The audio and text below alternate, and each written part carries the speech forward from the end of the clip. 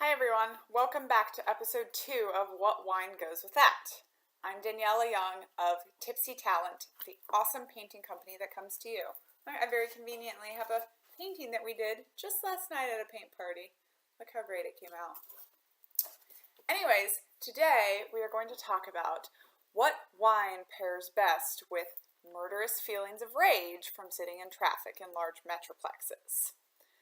So I live in Seattle. Actually, it was brought to my attention that maybe some people in Seattle didn't like what I said last week. So I just need to clarify. I'm not from Seattle, but I'm now from Seattle. And I love Seattle. My husband's from Seattle. It's one of my favorite places that I've ever lived, except maybe on the largest lake in Europe in Germany, because, the wine there was pretty amazing. But let's face it, Seattle's great. It's beautiful. We've got 4 seasons a year: June, July, August, and rain. And, what's not to love? Seattle. The people are great. Everything's laid back. Everyone leaves work at like 3. Of course, we go to work at like 5 or 6 because the rest of the country's already at work. But we leave work at like 2 or 3. Oh, which, by the way, also means you can never avoid rush hour traffic. I literally leave my office at 2:30 or 3 in the afternoon, and I still sit in rush hour traffic. You probably know what that's like if you live in any large city. And I've been told Seattle's the worst traffic, but actually we were just in Washington, D.C. a few weeks ago, and that was bad. So I don't know which one's worse. But Seattle definitely has some bad traffic. Today is a Thursday, but I work from home on Friday, so it was pretty much like a Friday. I'm leaving the office. I just want to get home. I just want to see my baby, take her to gymnastics. She jumps on the trampoline. It's great. And oh my God, the traffic. And people being dumb in traffic. Let somebody over. It's the law. When somebody's trying to get over so they can get to the exit, it's you let them over. You're eventually going to have to get over to get to the exit. They're not cutting in line. They were in one lane, now they're getting over to get to the exit. It's a very simple process, and if we all just drove like considerate people, everything would be fine. But no, we all think there needs to be fair, and everyone needs to wait in line, and Seattle was great because, of course, it was designed years and years and years ago, and now the traffic is crazy, so you literally can't get into the lane you need to be in without cutting people off, because by the time you got on that road, it was already backed up so far from before you got on. You have to cut people off. And people don't like it, and people are crazy, and by the time you get home, you are literally in a murderous rage. I know you know what I mean. Anyways, fantastic waiter last week told me about the perfect wine for today. Well, what I think is the perfect wine for today. Of course, we're going to try 2. And I'm sort of making up my mind just because it's so great of a story, but we'll see when we taste it.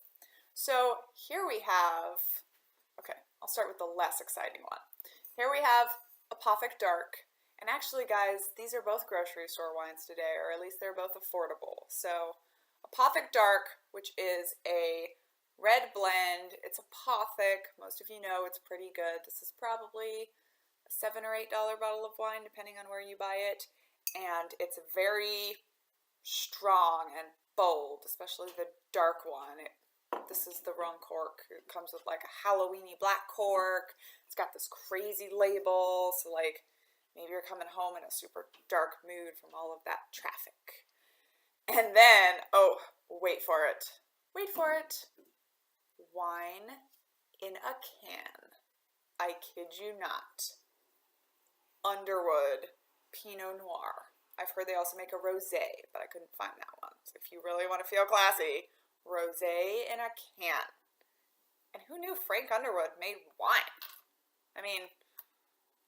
Murderous rage. This already sounds great, right? You just wanna push someone in front of a train platform, in front of a moving train, why not? Take your Underwood wine and go walk down to the subway. All right, here we go. First, we're going to try the Underwood wine. In a can. Now I'm going to pour it into the wine glass because that would defeat the purpose. To me, man, this is already feeling like Let's go back to those southern roots, man. Take my can of wine, sit out on my lawn chair, pump that shotgun, and just hope some little gophers stick their heads out of the ground because murderous rage, and I need to work it off. You would think that maybe the wine in a can would not be in the Fantastic Delectable app getting reviewed because it's in a can. But, oh my friends, it is. Got to love Oregon. This wine is from Oregon. Oregon is a very cool place, full of lots of cool people, and wine in a can. The can itself said that this wine brings the spirit of Oregon to you. It says we love our wine, we just don't drink it with our pinkies in the air. Well, I drink everything with my pinky in the air, so I'm probably going to drink this wine with my pinky in the air. People say there's good fruit, but a short finish. People say that... Hang on. Sorry, I'm losing my place, folks. Okay, Underwood Oregon Pinot Noir. Not the rosé, although there's one of those as well. You can buy it for $12 online, which seems overly priced. I'm pretty sure you can buy it for $6 in the grocery store. And it's about half a bottle of wine, 350 milliliters. So, it's not a bad price. Good for murderous feelings. Who knew Frank made wine? It's the first review. See? Underwood connection. I'm telling you. You need a henchman to go and do your dirty work. Maybe take out some of those people that cut you up that you were so mad about it because you didn't want to let them over. All right. Let's taste this wine. It's lacking in a little bit of body, but it's got good tannins. Ooh, remember that fancy word that wine people say.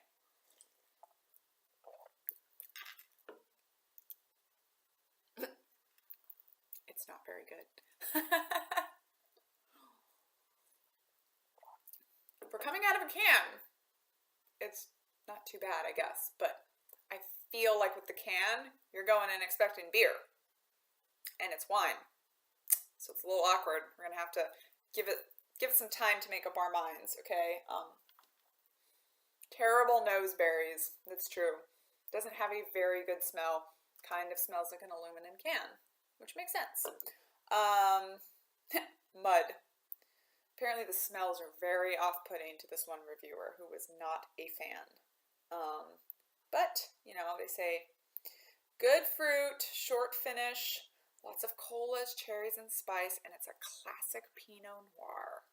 I have never been a Pinot Noir drinker, but now that we are coming into summer, and, you know, day drinking is great in the summer, but not a big white wine person, although we do review white wines here at What Wine Goes With That as well, never you fear.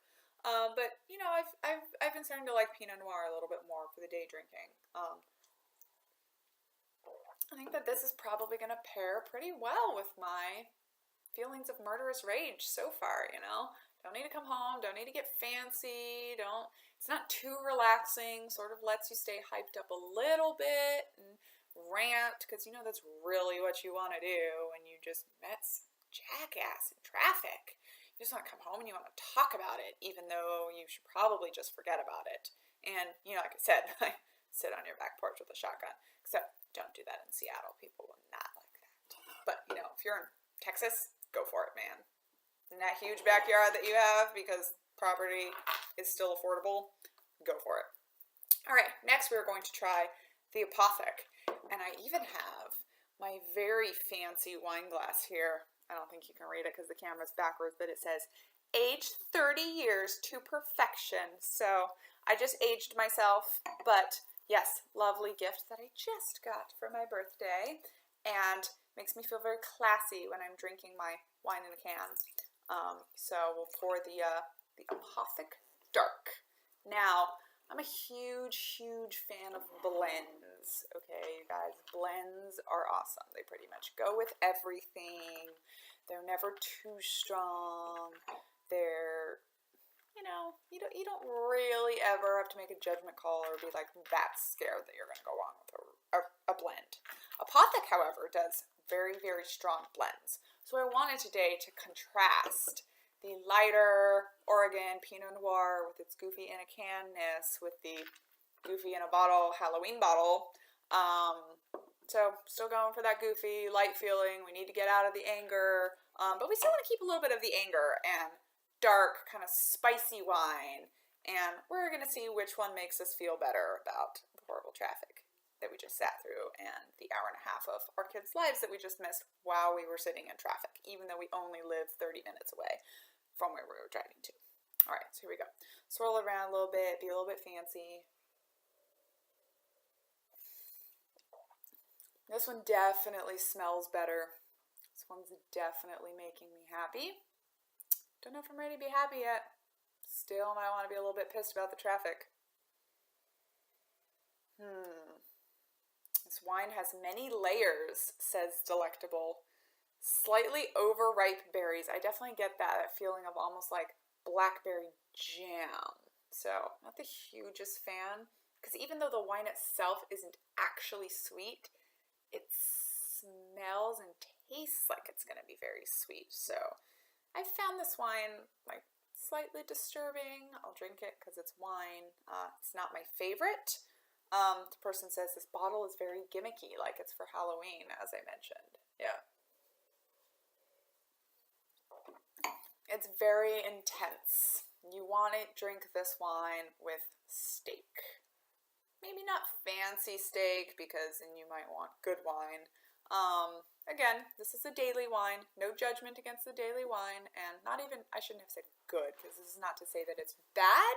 It's just, it's not fancy steak wine. It's like $10 steak wine that you grilled at home on a frying pan because your husband was out of town and you didn't want to fight with the grill. And so, you know, you have some meat. It needs a lot of salt. You need some wine to balance it out. Great, fantastic.